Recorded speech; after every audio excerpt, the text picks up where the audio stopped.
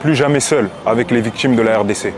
Salutations à vous, chers membres de la communauté Namuzindo et à Kinshasa. Tiffany Kayaya.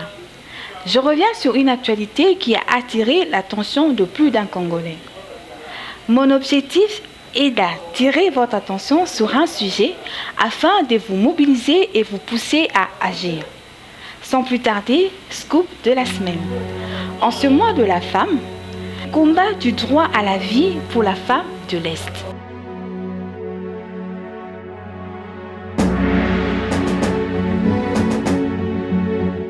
Les Kalachnikovs, les missiles solaires, des mortiers rangés pour décimer les populations de l'Est, spécialement les femmes car vulnérables que les hommes, doivent rencontrer une opposition farouche de toute société qui fait la promotion du droit à la vie. Il faut que nous menions des combats qui existent déjà ailleurs. Nous devons nous servir de ce combat-là pour mener nos propres combats. Aujourd'hui, le combat, c'est droit à la vie. Évidemment, les combats du droit à la vie devraient être les thèmes à retenir pour ce mois de la femme. Cette femme de l'Est sous menace des prédateurs représentés par le Rwanda et ses supplétifs du M23. Gardez silence et regardez cette femme mourir alors qu'elle a droit à la vie comme les autres femmes qui bénéficient de son sol si riche, rend la communauté internationale complice de la situation de la femme de l'Est.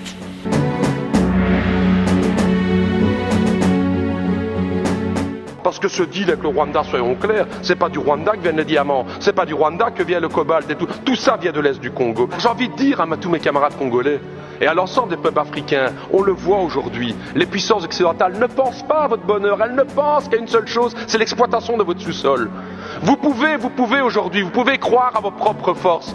J'ai envie de dire, mon peuple congolais, pensez à cette pensée de Patrice Emery Lumumba, cette force du Congo justement. Pensez à Kwame Nkrumah, justement le panafricanisme qui doit être là. Pensez à Thomas Sankara, qui disait clairement effectivement que les peuples africains peuvent prendre leur destinée en main. Ne comptez pas sur les gouvernements occidentaux pour vous soutenir, mais par contre, les peuples d'Europe sont à vos côtés, les peuples africains, pour vos combats pour une vraie indépendance économique et démocratique.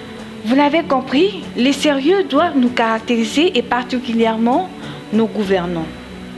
Les copier-coller ne doivent pas figurer dans la gouvernance, surtout dans un pays comme la République démocratique du Congo, qui est convoité par la mafia internationale qui influence les gouvernements.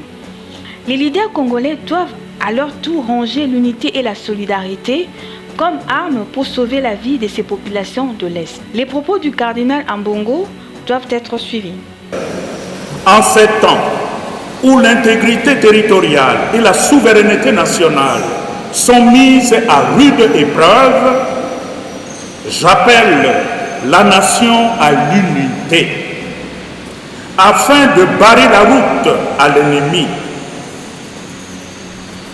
Dans une famille, quand ça va mal, nous devons avoir ces réflexes de nous souder, de nous tenir main dans la main face à ces dangers qui menacent notre existence commune.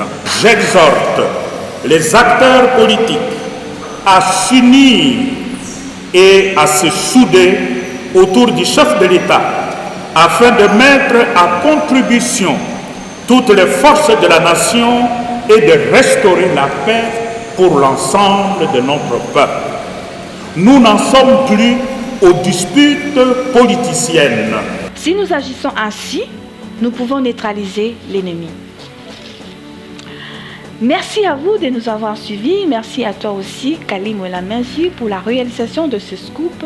N'oubliez pas de liker, partager et on se retrouve pour un prochain scoop.